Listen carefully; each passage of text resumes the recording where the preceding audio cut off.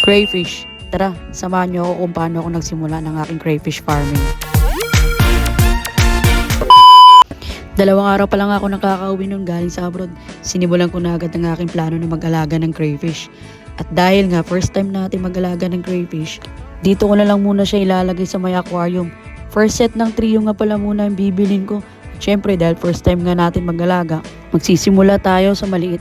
Bumili na rin pala ako ng mga hides nila para kumpleto na. Pagkatapos ko nga bumili ng hides niyan, dumiretso na agad ako dito sa may Bonifacio. Unahan lang to ng Surigao City. Ang laki nga ng pasalamat ko noon nung nakita ko yung page nila sa TikTok. Kasi nung tiningnan ko, ay naku, ang lapit lang pala sa amin. Buti na lang at hindi na ako order mula Davao pa. Kasi alam ko, mas marami nang nagpa-farm dito sa Davao kaysa dito sa Surigao. Tayan nga, ang laki talaga ng pasalamat ko noon nung nakilala ko sila noon. Ang bait pa nila. Lahat na lang tinanong ko, sinagot talaga nilang maayos kasi syempre mas marami na silang karanasan kaysa sa akin. Tayan yung pan nila. Alam ko nagsimula lang din sila dito sa trio hanggang sa dumami ng dumami. Ayan, medyo na lumaki na yung farming nila ng crayfish. Pag sinabi nga palang trio, isang lalaki at dalawang babae ang set nun. Marami ako napapanood nun sa mga videos. Talagang gagaling nila. Nagsimula lang talaga sila sa tatlo hanggang sa dumami ng dumami yung crayfish nila.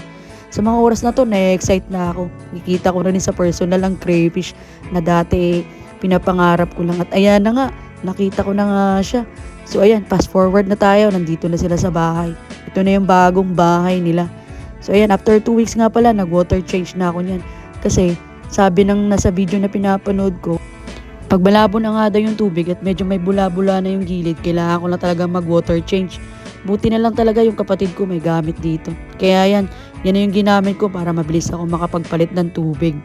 Ang galing na talaga ng panahon ngayon. Dati ang alam ko lang inaalagaan ng mga tao baboy, manok, isda, kambing, at kahit ano-ano pa.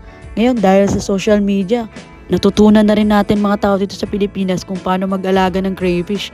Alam ko maraming crayfish sa ibang bansa Dito lang talaga sa Pilipinas kukonti pa lang kasi alam ko nagsisimula pa lang ang farming ng crayfish dito sa Pilipinas. Ito talaga yung una kong naging plano nung nakita ko to sa social media. At eto na nga, natupad na nga yung plano ko nun. Pag-iigihan ko lang, pagsisipagan at pag-aaralan ko pa na mabuti. After 1 week nga pala, ayan, bigla ako nalungkot dyan kasi paggising ko ng umaga, may nakita ako patay na silang lahat. Hindi ko talaga alam ang dahilan kung bakit namatay silang tatlo. Sadya talagang nalungkot ako kasi ginawa ko naman talaga lahat ng nalalaman ko. Pero hindi pa rin ako sumuko. Bumili ulit ako ng 3. Hindi porket nabigo, susuko na. Kaya ayan nga, after 3 weeks lang yan, may nakita agad akong may itlog na. O diba?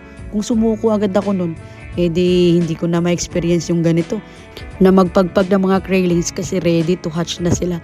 O yan, diba? Ang cute nila. O diba? Kung sumuko agad ako, hindi ko talaga mararanasan to. Kaya yan lang muna sa ngayon. See you sa next vlog!